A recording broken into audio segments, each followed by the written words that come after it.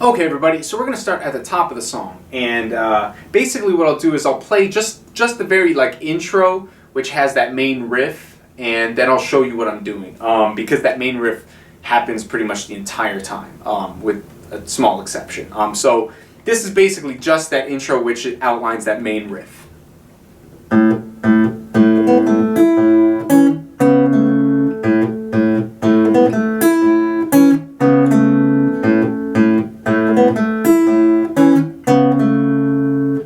So it just does that kind of over and over and over again. And we're in the key of A, and I'm playing two bass notes, just two A notes, and then this is the main riff that happens all the time.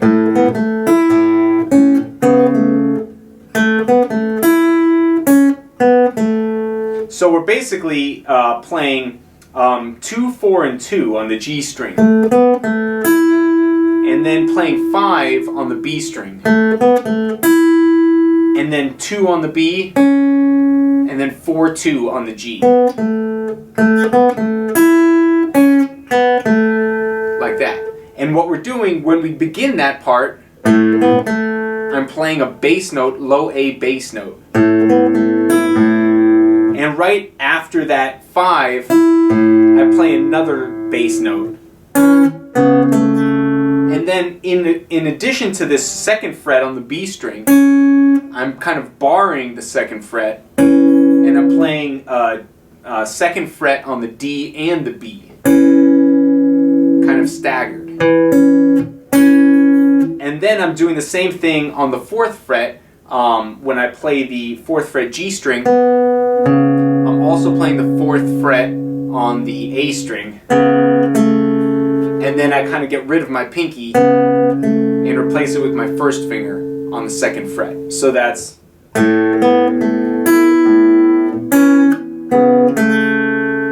So...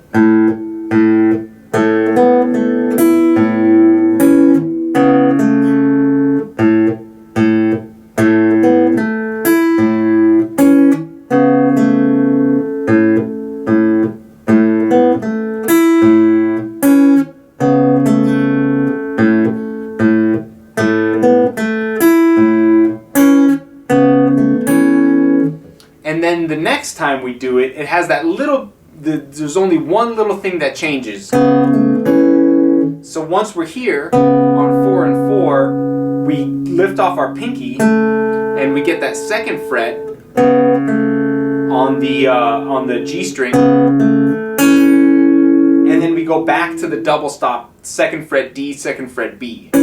So that's the only difference that changes so far. So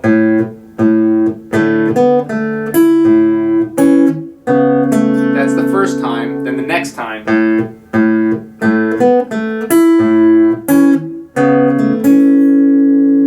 and then the next time it starts, it's the same riff, except instead of doing just bass notes, we start with. So that's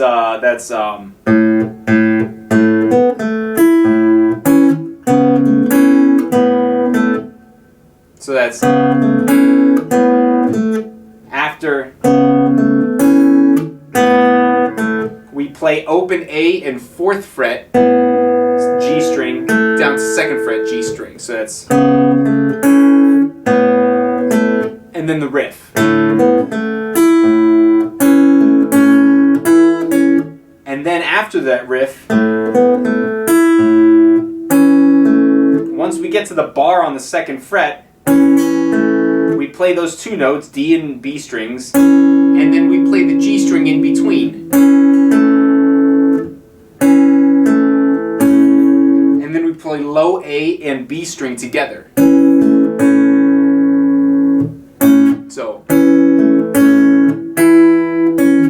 And then we add our pinky to the 5th fret B string and play the D string and B string together. Lift off our pinky and play the B string 2nd fret. So that's like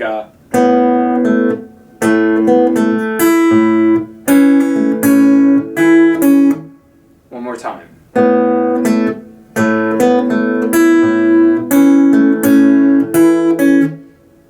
And you'll hear that riff happens throughout the entire thing. It's usually the beginning of each measure and the end of each measure that changes. So far we have.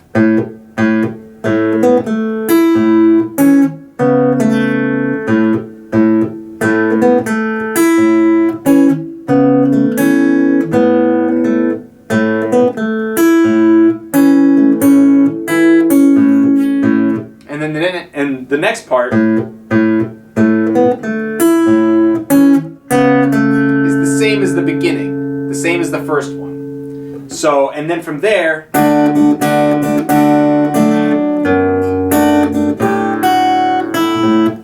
so now we're changing. Now we're making a D chord, but a D chord in a bar form.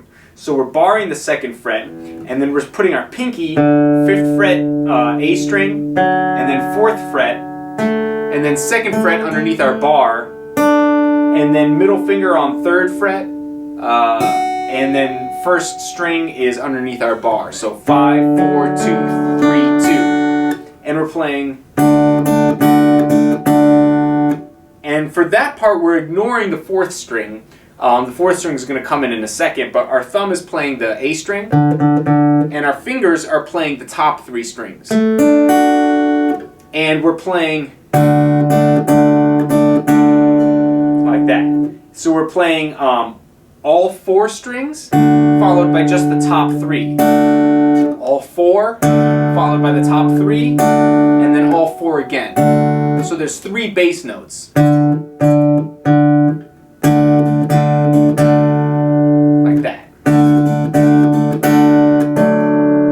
And then we shift our fingers from the top 3, everything down 1, so now we're playing D, G, and B strings, and that's where our 4th fret comes in handy. Like that. And then I wrap my thumb around to get the low F sharp before making a D chord up top. Like if you just make a regular D chord, wrap your thumb around the top to get that low F sharp, it gives you a nice bass note.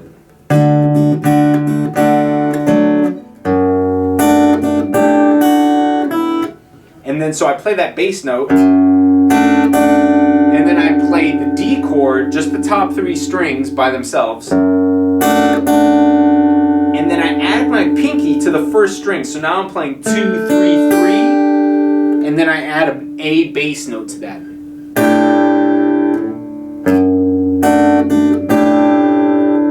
And then I lift off my pinky.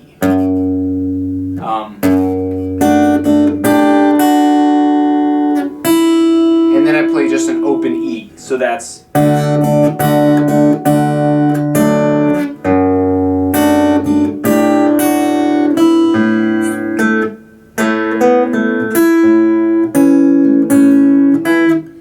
And then we're back to the riff. So that's.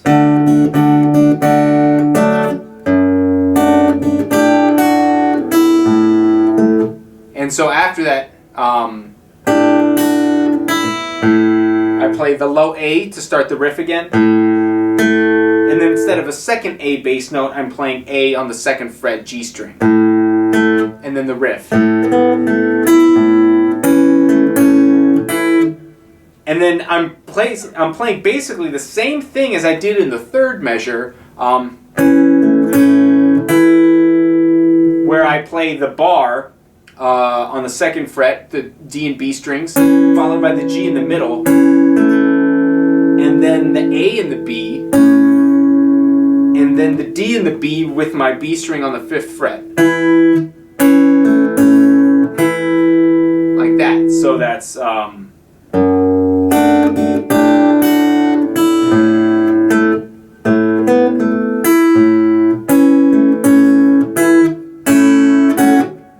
And then the next part, we do that where I play the low A bass note, and then 2nd fret on the G and B strings, and open E. And then I bar my 1st finger across the top 3 strings and get them that way. like that. So that's and then the riff again.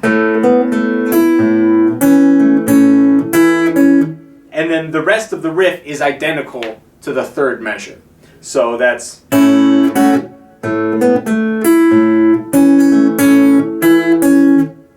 like that. And then from there, it repeats back to the measure before the D chord. So I'll play the part that repeats, just the part that repeats itself. It sounds like this.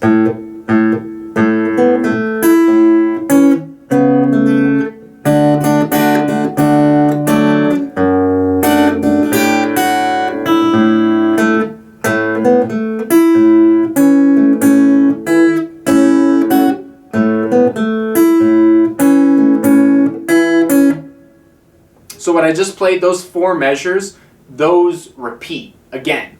And the second time they repeat, you really only repeat the first 2 of those measures before the ending changes. And so this is the second ending. It's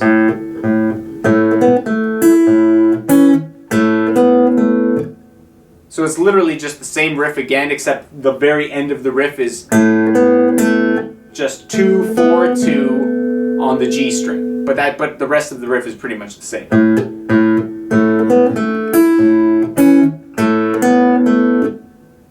And then we go into the verse, because all of this is the chorus. So basically, from the beginning of the repeat, I'll play the repeat with the first ending and then go into the second ending. So here we go. Here's the beginning of the repeated section.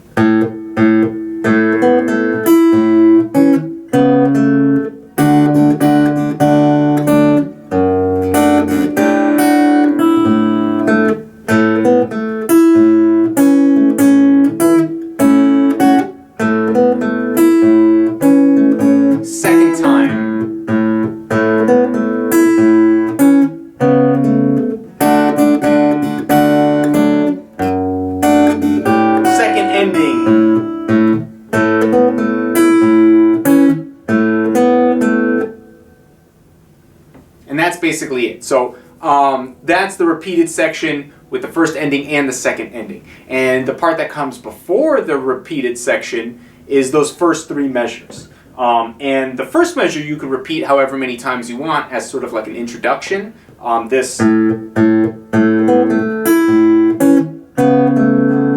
could just repeat this however many times you want before going into the second measure. And then here's the second measure. And then the third measure.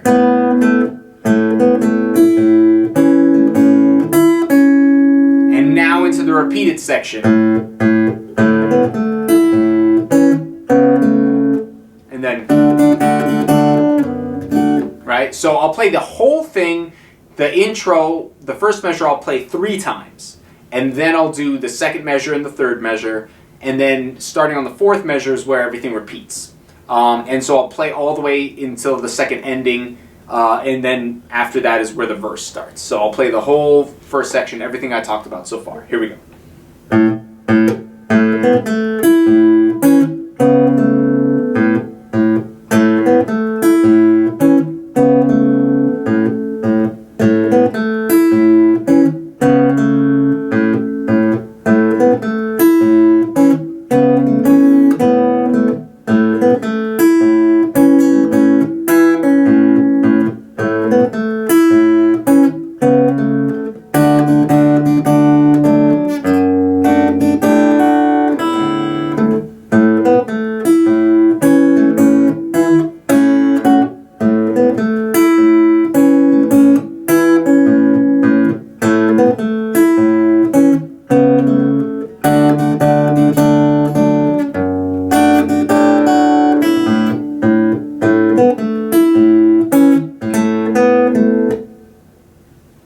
And there we have, we're going to go into the verse. So there's a lot of stuff, and so much of this really depends on the feel. It has to have, even though it's kind of a slow song, it has to have a bouncy feel. And part of that is being able to mute the bass strings. So you get this.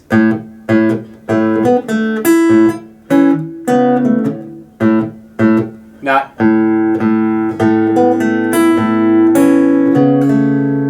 everything is kind of bleeding together. You want things a bit more staccato so they have this bouncy feel. And that helps with the slow tempo. It helps sort of like de-emphasize the slowness of it all, right? It gives a bit more movement, a bit more bounciness, a bit more reggae feel.